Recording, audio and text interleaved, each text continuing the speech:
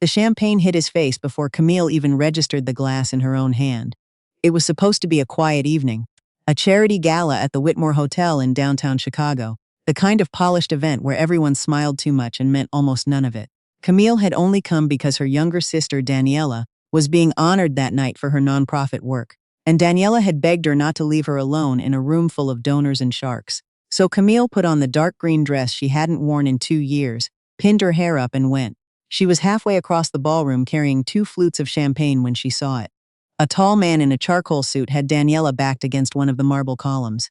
Her sister's face was tight, her shoulders pulled in, one hand raised as if to push him away. The man leaned closer, said something low, and Daniela flinched. Camille didn't think. That was the thing she would replay later, over and over, the way she didn't think at all. She crossed the last 10 feet in what felt like a single breath, and when the man turned toward her with that smug half-smile still on his mouth, she threw the entire glass of champagne in his face. "Get away from my sister," she said. Her voice came out steadier than she felt. "I don't care who you are. You don't corner a woman like that." The room didn't go silent the way it does in movies. The band kept playing. People kept laughing 2 tables over. But the little circle around them froze, and the man stood there with champagne dripping off his jaw and down the lapel of a suit that probably cost more than Camille's rent. He blinked at her, slow, almost curious. He didn't shout. He didn't wipe his face right away. He just looked at her like he was filing something away for later. "Camille," Daniela whispered, grabbing her arm. "Camille, we should go."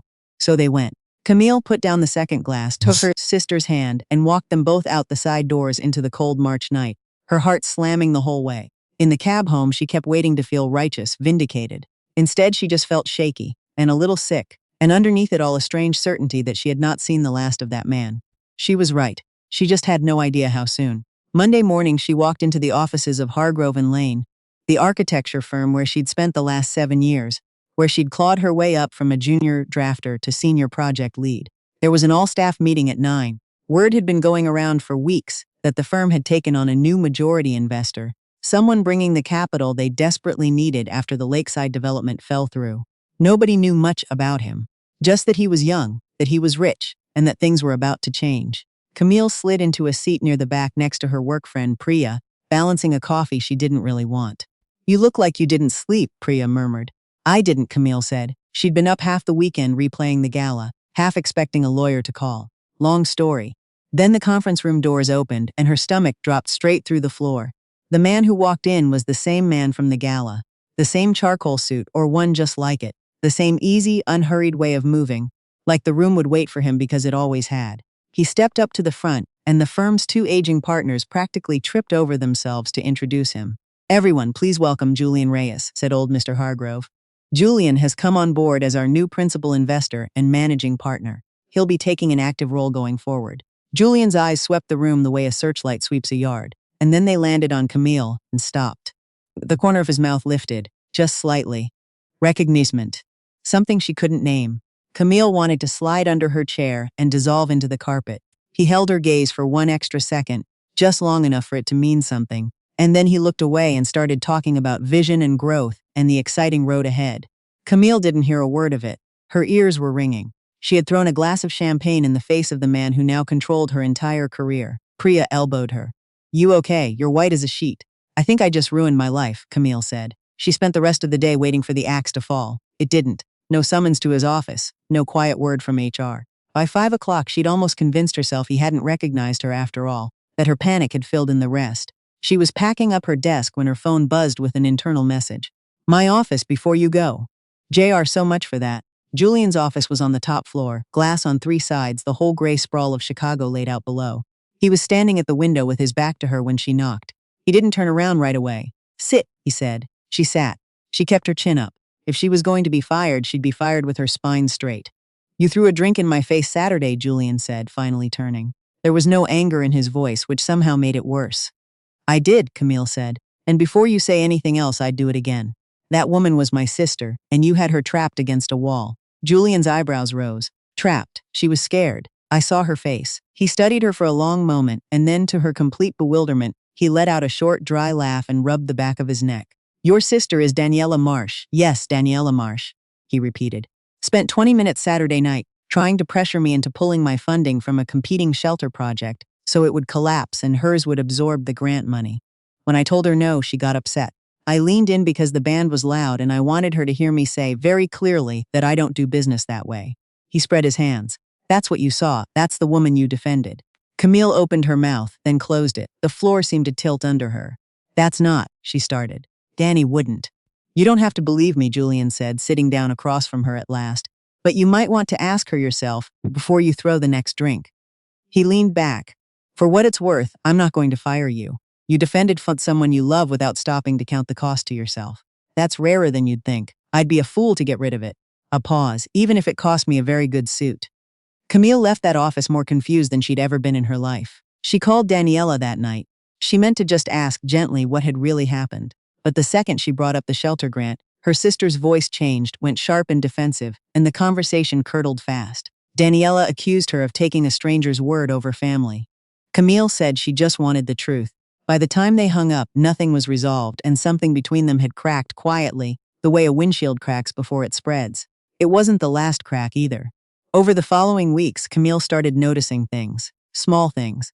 The way Daniela always seemed to know details about the firm that Camille had only mentioned in passing. The way her sister kept asking, a little too casually, about Julian, about his projects, about who he trusted.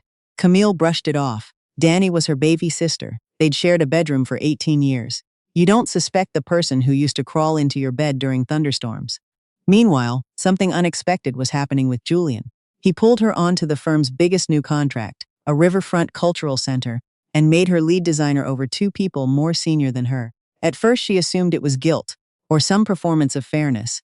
But the more they worked together, the more she realized it wasn't either. He listened. He pushed back when she was wrong and admitted it when she was right. He stayed late, sleeves rolled, arguing with her over load-bearing walls and the way light would move through a lobby in winter. He was sharp and impatient, and occasionally insufferable, and somewhere in the middle of it, Camille stopped dreading his messages and started looking forward to them. She didn't want to. That was the inconvenient part. Camille had spent her whole adult life convinced that love was a trap with good marketing. She'd watched her mother, Rosalind, shrink year after year inside a marriage to a man who criticized the way she breathed. She'd watched aunts and cousins and neighbors all sign up for the same slow disappearance. By 20, Camille had decided she would rather be alone and whole than partnered and erased. By 33, she'd built a life that proved it. Her own apartment, her own savings, her own name on her own projects. She did not need rescuing, and she certainly didn't need a charming investor with a dimple, making her reconsider the entire architecture of her life. But he kept not being what she expected. One night, after a brutal stretch of overtime, he drove her home through the rain because her car was in the shop. They sat in his car outside her building with the wipers going, and she found herself telling him about her mother, about the dinners where Rosalind apologized for things that weren't her fault, about the day Camille had decided she'd never let anyone make her that small. Julian listened without trying to fix it. When she finished, he was quiet for a moment. My father left when I was 9, he said. My mother raised 3 of us on a nurse's salary and never once acted like the world owed her anything. I used to think that meant I shouldn't need anyone either. He looked over at her. Turns out, that's just a different way of being afraid. Camille didn't have an answer for that. She got out of the car before she did something she couldn't take back. But the line had already moved. They both knew it. What Camille didn't know was that someone had been watching the line move and didn't like it one bit. Daniela had not stopped wanting the grant money. She had not stopped wanting access to Julian's network, his backers, his name. And as her sister got closer to him, Daniela saw a door opening, and she decided to walk through it however she had to. She started small. She showed up at firm events she hadn't been invited to. She charmed Julian's assistant. She let it slip to a few well-placed people that her sister Camille was in a complicated situation at work, that there were concerns about how she'd landed the riverfront contract. And then, when charm wasn't fast enough, Daniela did something far worse. The firm used a shared digital archive for project files and financials. Camille, trusting and exhausted, had once let Daniela use her laptop during a family dinner to check an email. That was all it took. Over the next month, documents began to surface that suggested Camille had been quietly inflating contractor invoices on the riverfront project and routing the difference to a shell account. The paper trail was clean. The shell account had Camille's old maiden initials. The forged approvals carried her login. It was the kind of thing that ends careers. The kind of thing that ends them quietly, with a folder slid across a desk and a security escort to the elevator. Camille found out the way you find out a building is on fire, all at once and too late. She was called into a conference room one Thursday morning to find Julian, the 2 senior partners, and a woman from an outside forensic accounting firm. There were printouts on the table. Her name was on all of them. Camille, Mr. Hargrove said heavily. We need to talk about the riverfront accounts. She listened in growing disbelief as they laid it out. The invoices, the account, the login records placing her at her desk during each transfer. She kept saying, I didn't do this, and she could hear how it sounded, how everyone in that situation says exactly that. The forensic accountant wouldn't meet her eyes. The partners looked at her like she'd already become a stranger. And Julian sat at the head of the table with his hands folded, and his face unreadable, and Camille felt something crumble inside her chest, because she had let herself trust him, and now he was going to look at this stack of paper and believe it, the way everyone always believed the paper. I want her removed from the project immediately, one of the partners said. And I think we all know where this is headed legally. There was a silence. No, Julian said. Everyone turned. Pull her from the project. Fine, while we look into it. But nobody calls a lawyer and nobody calls the police. Not yet. He finally looked at Camille, and there was something in his face she couldn't read, something steady. I've watched this woman work for 4 months.